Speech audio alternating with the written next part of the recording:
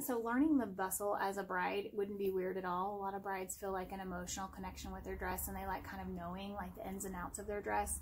You can actually just hang it here. You don't have to be in the dress to learn the bustle. And if you want to learn it just so you understand how it works, I think that's a great thing to do. Not required, but if you're interested, I'm going to show you today. So the first thing I'm going to have you do is sit down in a chair. So I've got a chair here.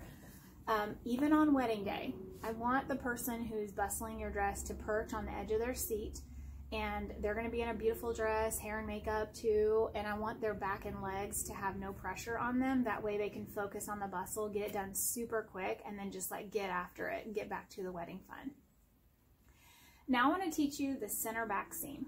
So for those of you who sew, you probably already know about the center back seam. The center back seam is really important to start with because it'll help you stay organized with the bustle, and it also help you to keep everything on track.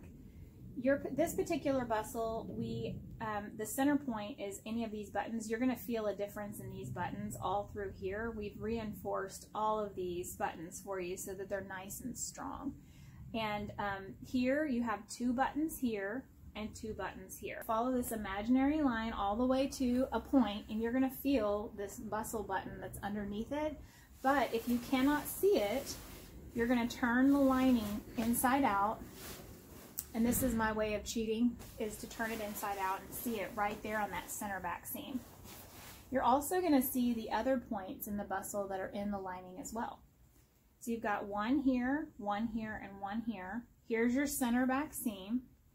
And we're going to start with this one first. So I'm going to take one hand and just touch that button, and then I'm going to turn this around, and now I can see this loop so much better because I know what I'm looking for. You're going to gently pull this up. Make sure that you don't pull the fabric on accident and fray it or damage it. And then you're going to make a pacifier. So this is my little tip, and what I like to do is go flat with the button and then make that loop like a pacifier.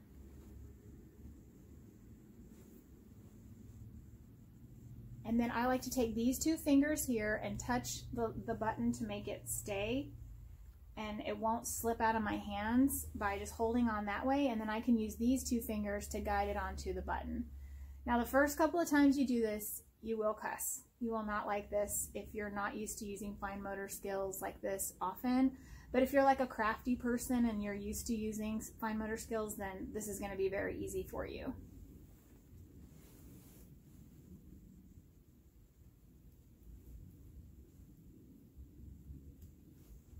See how I'm using 1 finger on each side to guide that through? You're going to be thinking things like, my nails are too short, my nails are too long, my fingers are too fat, they're too skinny. You're going to be thinking all these things, and it's completely natural. Just practice and you're going to be okay.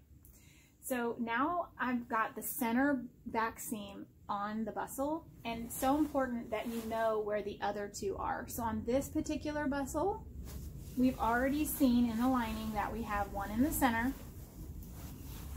and then we have 1 on each side that involves the lining, but then we have 1 that does not involve the lining. So you're going to have 2 and 2. This set involves the lining, this set does not. And I can see right here on this seam as well, you'll see this princess seam right here. If you'll go down this imaginary princess seam, it's very hard to see, but you'll notice it when you're looking for it. You'll see your next loop here that is not in the lining. And you're going to gently pull it. You're still going to get your pacifier, and you're going to position your hands on that one, and you're going to guide it onto that button. But before we do that, let's go ahead and get organized and find both, because the last thing you want to do is get confused, and if you stay organized, you're going to be able to learn on that premise, and then you'll be a pro. So I've got 1 here and here, so now I know those belong to those 2 buttons. Now I'm going to come over here, and you could have a helper just hold these for you, which will save you time on the wedding day. And then you found it here and here. You're going to be very gentle, and now you're going to know these 2 go here.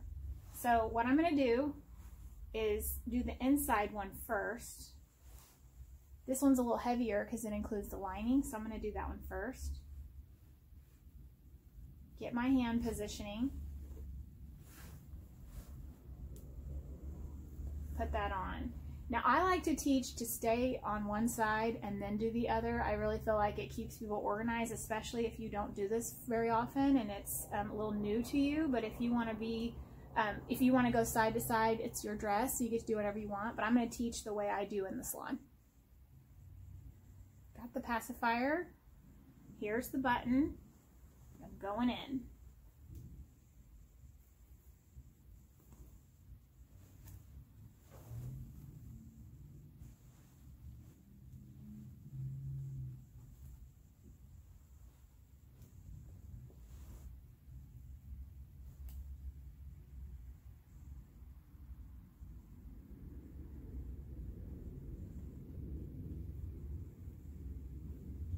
Okay, now I'm going to teach you how to clean up all these messy little things here.